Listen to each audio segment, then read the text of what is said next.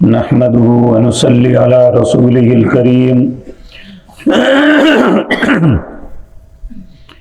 أما بعد أعوذ بالله السميع العليم من الشيطان الرجيم إن الله لا يظلم مثقال ذرة وإن تك حسنة يضاعفها ويؤت من لدنه أجرا عظيما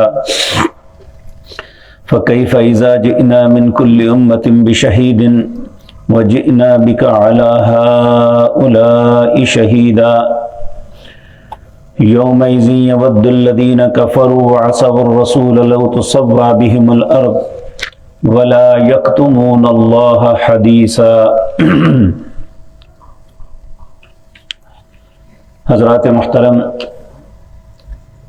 گزشتہ آیات میں ہم نے دو باتیں پڑھی۔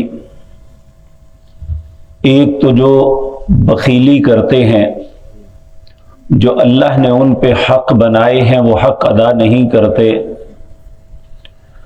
ان کے نقصان کا، اور وہ لوگ جو خرچ بھی کرتے ہیں لیکن اللہ کی رضا کے لیے نہیں، لوگوں کو دکھانے کے لیے کرتے ہیں،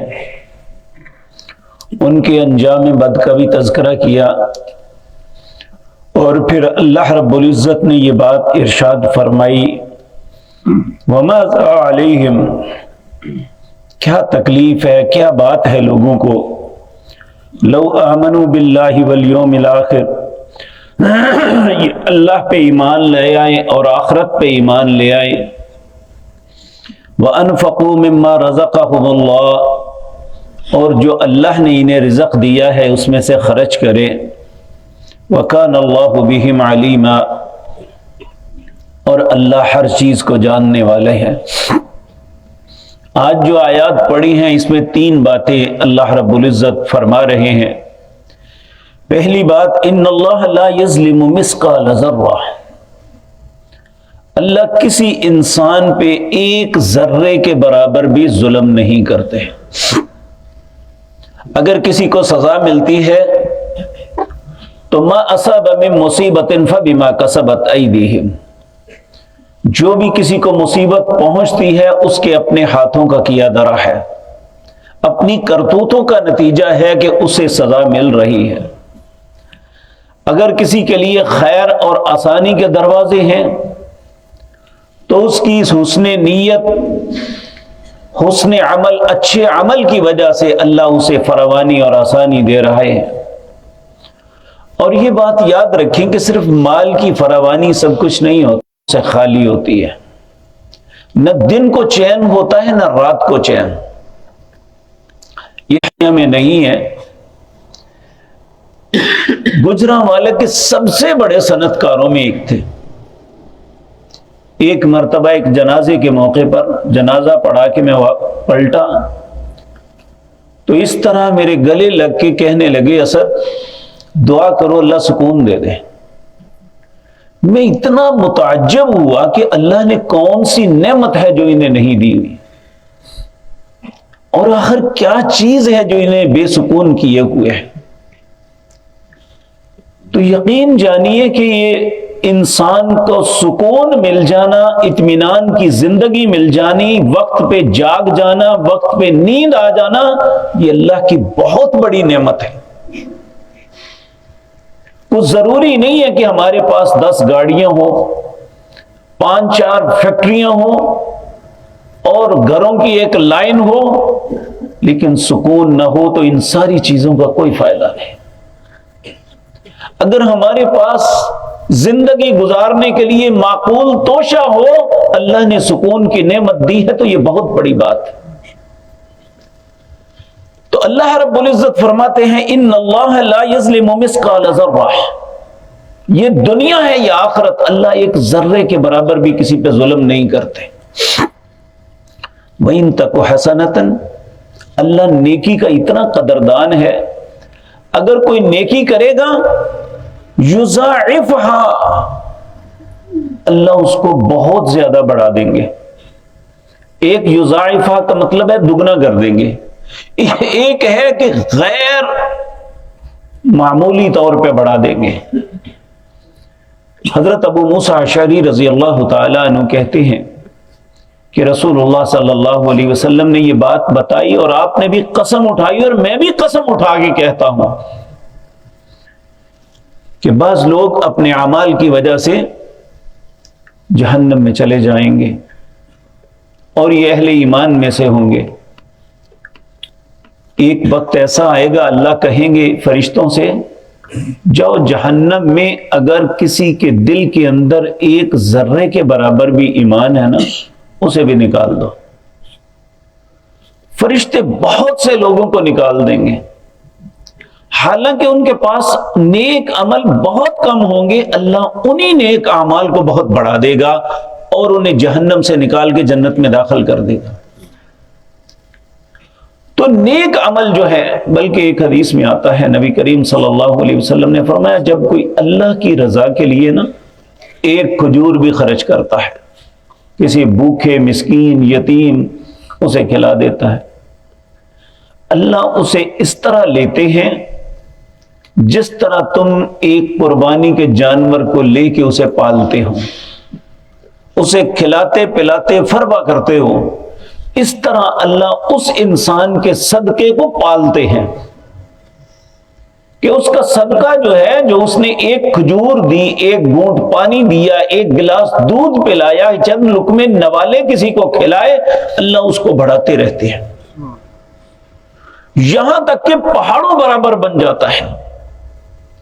تو اللہ رب العزت فرماتے ہیں وَإِن تَكُ حَسَنَةً يُضَاعِفْهَا، اس لیے نیکی کی قدر کرنی چاہیے۔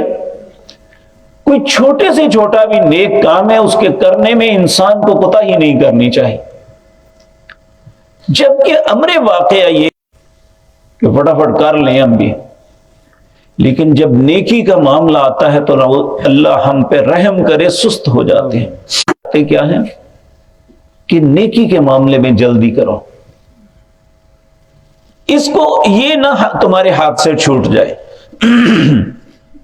آپ دیکھیں نا یہ کبھی اسٹیشن کی طرف گاڑی آنے کا وقت ہوتا ہے نا، چاروں طرف سے لوگ بھاگ رہے ہوتے ہیں گاڑی نکل نہ جائے، کیونکہ اس نے کسی کا انتظار نہیں کرنا۔ اسی طرح نیک اعمال کے بھی وقت ہیں، انسان کو ان وقتوں میں بھاگنا چاہیے کہ مجھ سے یہ چھوٹ نہ جائے۔ اگر اللہ نے اسے نیکی کی توفیق بخش دی تو پھر اللہ اس کو بڑھاتا رہے گا۔ اللہ ہم سب کو نیکی کی توفیق عطا فرما دے۔ تو کہا وَإِن تَكُ حَسَنَةً يُضَاعِفْهَا وَيُؤْتِ مِن لَّدُنْهُ أَجْرًا عَظِيمًا، اور پھر تمہیں اس کے بدلے میں بہت عظیم بدلہ دے گا۔ انسان سوچ بھی نہیں سکتا جو اللہ کی طرف سے بدلہ ملے گا۔ ایک مرتبہ سیدنا عثمان رضی اللہ تعالیٰ عنہ کا ایک تجارتی قافلہ آیا، اس وقت مدینے میں قحط تھا کہ لوگوں کے اندر انتہائی غلے کی کمی تھی۔ جب یہ قافلہ آیا جو تاجر لوگ ہیں بڑے خوش ہوئے کہ ہم فوری طور پہ حضرت عثمان سے خریدتے ہیں اور ہم بہت سا نفع کمائیں گے۔ اور تاجر جو مدینے کے بڑے بڑے تاجر تھے حضرت عثمان کی خدمت میں آئے، ایک نے بولی لگائی جی جتنے کا آپ کا آیا ہے اس سے دگنے پیسے مجھ سے لے لے۔ کسی نے کہا 3 گنا لے لے۔ حضرت عثمان ہر کو جواب دیتے مجھے زائد مل رہے ہیں،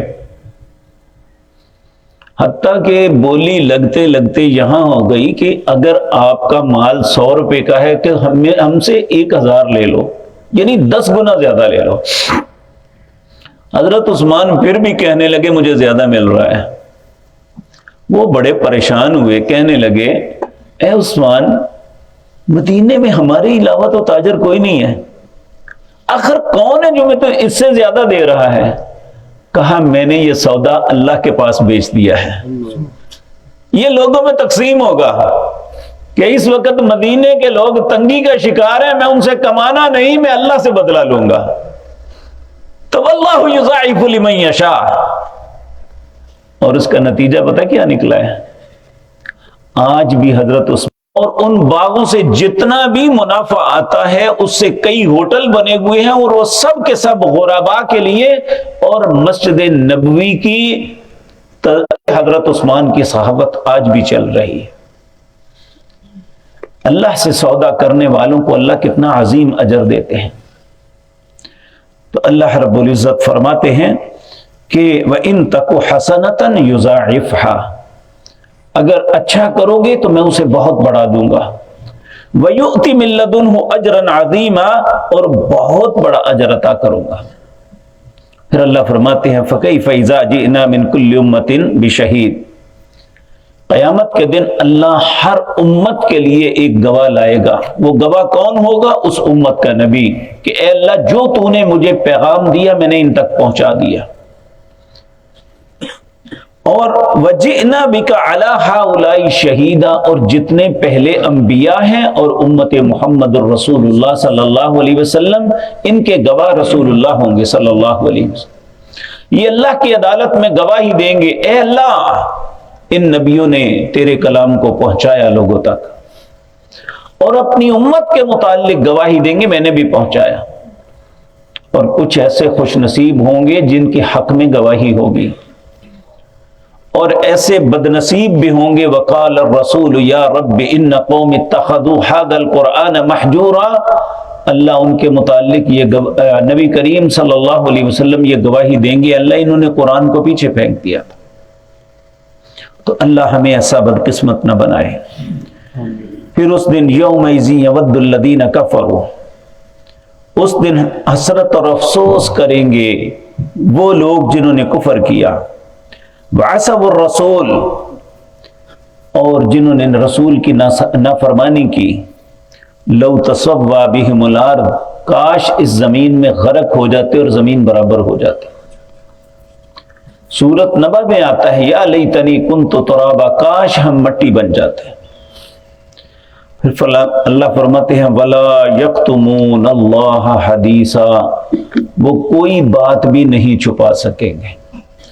جب وہ اپنے اوپر لگنے والی فرد جرم کا انکار کریں گے تو اللہ کہیں گے کوئی بات نہیں، الیوم نختم علی افواہہم وتکلمنا ایدیہم وتشہد ارجلہم، آج ان کے منہ پہ مہر لگا دو، ان کے ہاتھ بولیں گے، ان کے پاؤں بولیں گے ہم کیا کرتے رہے اور کہاں جاتے رہے۔ میرے عزیز بھائیو، یہ وہ باتیں ہیں جن سے ہم بالکل غفلت کی زندگی گزار رہے ہیں، ہمیں احساس ہی نہیں۔